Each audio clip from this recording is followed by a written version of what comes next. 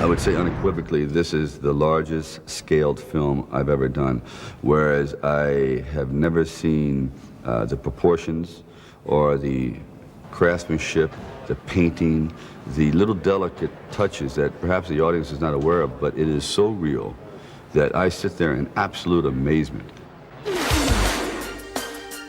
My name is Josh Williams and I'm the special effects supervisor.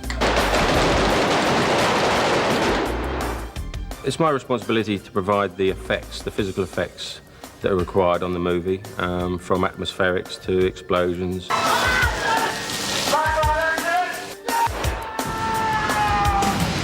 Mechanical rigs, and so forth.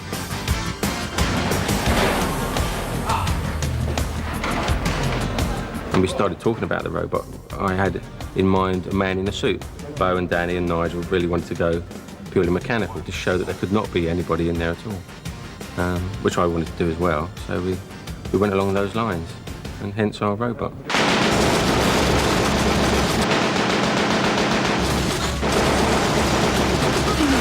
And we had certain scenes that we had to do, especially with Diane as Hershey in the Janus lab, where he grabs her.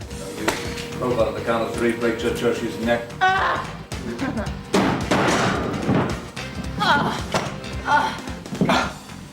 He's very powerful. He's got a potential lift capacity straight upwards of 2 tons as a hydraulic creature. So I had certain concerns about how much interaction we could get with him and artists. I have to stop all this! Sometimes it's really scary to work with something like that. If you can control it properly and if it works properly, then it's fine.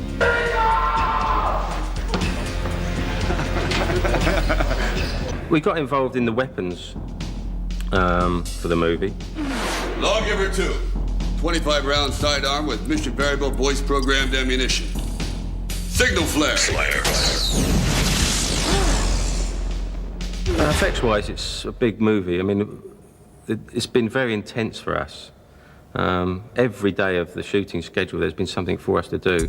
For example, one of the heaviest days was on the lot in Mega City, where we had the yuppie car, which is a futuristic car that's supposed to float off the ground, and this yuppie's trying to bump his way out of a tight situation with these modern bumpers. We had to have that rigged. While we were rigging that, we had to prepare the bank to blow up. Once we had the yuppie car in there to go back and forth, we had to take that out, then put in our yuppie car to blow up.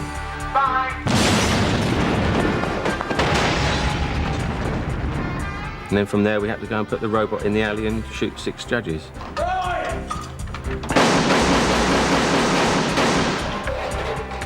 So it was quite a busy day. Well, it's got it all. We blow things up. Approach to Nostrum. You got your Sylvester Stallone hero. Mr. I am the law. You got me being a huge coward. Let me crush him, Paul. Excuse me? We're not together. You got the babes, you got Diane Lane, you got Joan Chen, you got the psycho, Rico. Judge Rico executed 9 years ago. I got better. It's fun. I mean, it's a roller coaster of a movie. You're a lot of fun to be with, Dredd, you know that?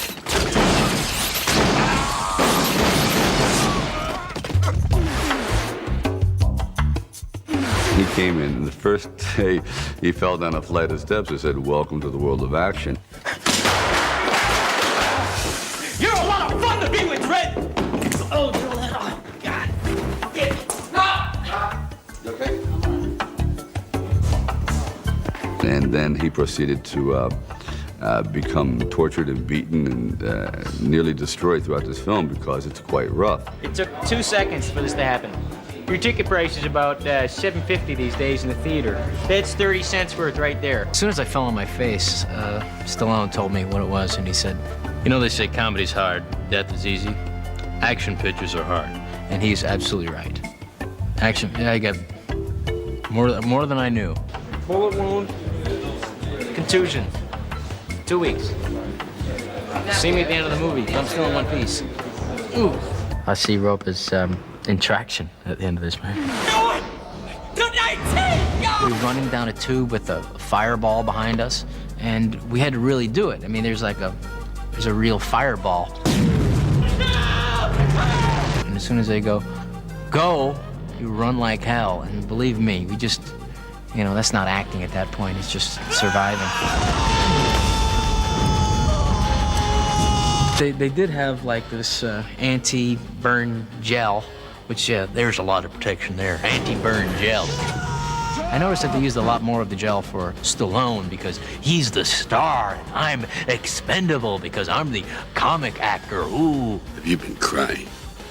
No, I'm not crying. I got something in my eye. It was like a running gag. This is working. I'm gonna grab him by the face in every scene. So he grabs me by my face and rips me out and throws me up against the wall. And that's his way of saying hello. The most difficult part is he has to stay in those particular clothes for 4 months. Can you believe it? Without a shower. So my job's not easy.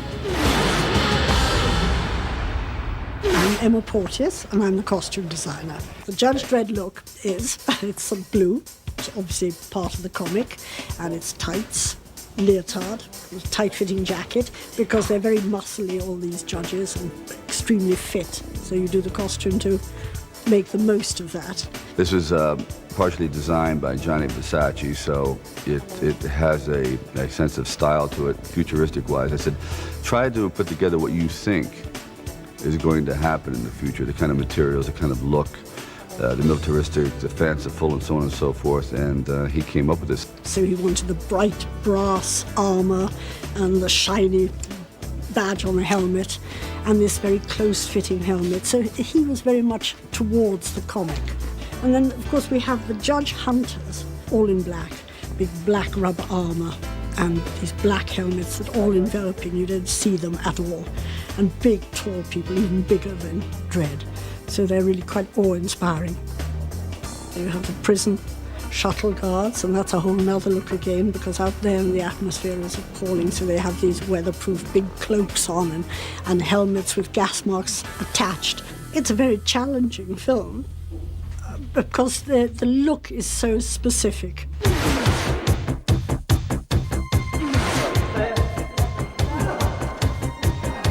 I have to have this outrageous fight with this woman that is not about a cat fight. This is just an outrageous fight. And they didn't use stunt double once.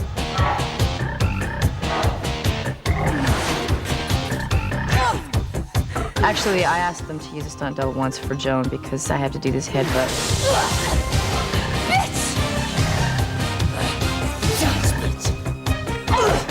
This is a fun thing to see two women fight with style.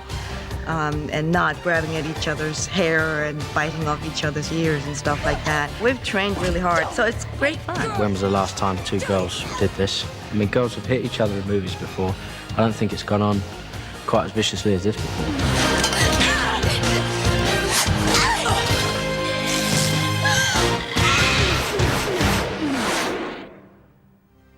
Well, believe it or not, Rob actually made it to the end of the movie in one piece. And I think I overheard him say something like extended vacation or a nice quiet play in the Berkshire Mountains of New Hampshire, a long way from the set of Judge Dredd. This is pure fantasy, action adventure. As fantasy and as crazy and as visually exciting as this film hopefully will be, the idea of that kind of insanity is a question that's all in our minds, and it's a big moral question. Slots of energy! Action! Percy and Briscoe in position outside Heavenly Haven! This movie takes itself seriously and takes you somewhere, and you don't feel like you're watching a movie. That's all for today, ladies and gentlemen.